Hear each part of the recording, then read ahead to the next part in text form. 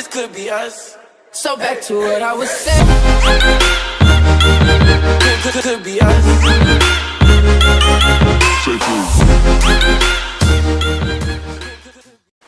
Hello everybody. I would like to welcome you to the first installment of the BeMoore series. Now, before we start, I do need to say something. I need to call myself out, because in the very first video I uploaded, I said I was going to be doing at least one video per week, and I have not stuck to that. Last week, I missed a video, and this week I almost missed a video, and it was just because of my own fault.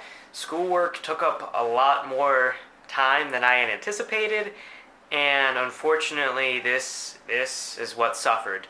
So I'm not using schoolwork as an excuse. I'm holding myself accountable, and I just want to let you guys know that I am now making it more of a priority to balance out my personal life and my schoolwork with this new responsibility that I promised to you guys. Although I'm a little upset about this first mistake, it does play a big role in the first installment of the BeMoore series, which I am entitling BeMoore ORGANIZED. So how the BeMoore series is going to go is I'm going to first talk about how it applies to fitness and gym-related things, and then at the end I'm going to kind of wrap it around to show you how these aspects apply to all parts of life and not just health and fitness. So first things first, for organization.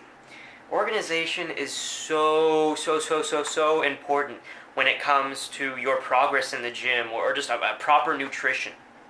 The biggest component, in my opinion, to staying organized when it comes to working out or a fitness regimen is to write down what you do in the gym.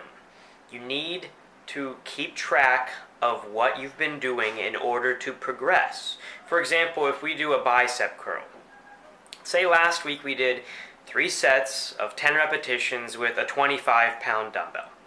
That same workout comes around this week, and you know what you did last week. You know you did 3 sets, you know you did 10 repetitions. In order to progressively overload your muscle, it's a way to cause hypertrophy, muscle growth, increase in muscle strength. This time you might try to do 4 sets of 10 repetitions, or maybe 5 sets, and that's all it takes.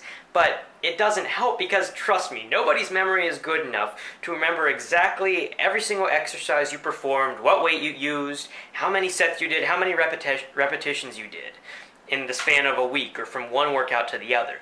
Between daily life happening and other workouts and just all this knowledge that's being passed through your head, writing down what you do is going to ensure you have accuracy in what you're doing and that you can progress accordingly.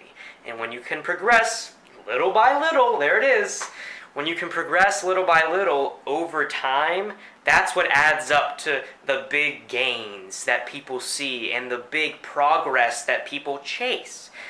Now, building off of that idea that you need to write down what you do and gradually progress in weight or in repetitions or in sets over time, you also need to go into the gym with a plan. Organize your thoughts ahead of time, either when you're driving to the gym or walking to the gym or getting changed in the locker room. Organize in your head and have a mental layout of what you need to get done. Having this done ahead of time is going to make sure that when you are in the gym, you can focus your energy on performing the movements that you need to do, instead of trying to think of, okay, well, what can I do next? Or what did I do last week? Or oh, that machine's taken, so I have to do something else. Having it mapped out in your head ahead of time is the only way to guarantee that you're going to get into the gym, get the job done, and get out without wasting your time. Now, the last health-related point for organization I have has to do with nutrition. Now, to preface this, I'm the kind of person who I could eat the same thing over and over and over again every day. It doesn't get boring or monotonous, and yeah, but if you're not like that, that's okay. That's not the point of this. The point is, a lot of people get themselves into trouble with fast food, with junk food, with snacking on little unhealthy things whenever they don't think ahead of time as far as what they're going to eat. And I'll show you, this is what I do for my meals in college. I made up a little chart on a whiteboard. As you can see, normally for breakfast I do an egg white omelet and some fruit, and that stays pretty consistent throughout the week. For lunch, I've been changing it up a little bit from oatmeal, but I do some kind of something here in the dorm just because of the way my schedule is. And you can see dinner right now it's blank, obviously because it's the end of the week, but at the beginning of the week, what I do is the dining services at WVU, they post the menu for all of the dining halls on their website. So on Sunday is whenever it refreshes. So every Sunday, sometime during the day, I'll go on and I will look at what options they have for the week.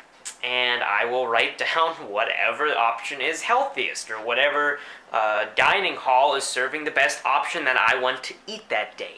And by doing this, it alleviates the stress of trying to figure out, oh, shoot, it's already 6:30 and I don't know where to eat.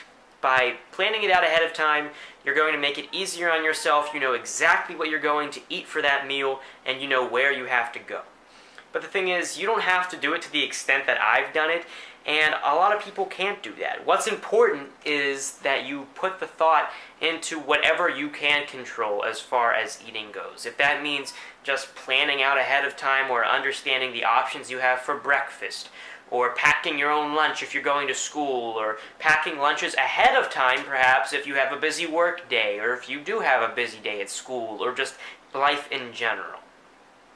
By staying organized with the meals that you eat, you're going to prevent yourself from getting caught up in a situation where you're hungry. When you're hungry, the cravings are going to set in, and that's when you're going to be tempted to grab those potato chips or grab the candy, and we all know where that leads.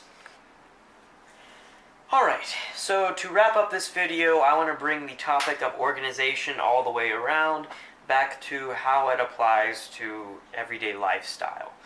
The biggest point I want you guys to get from organization is that it saves time and it focuses your energy on what needs to be done.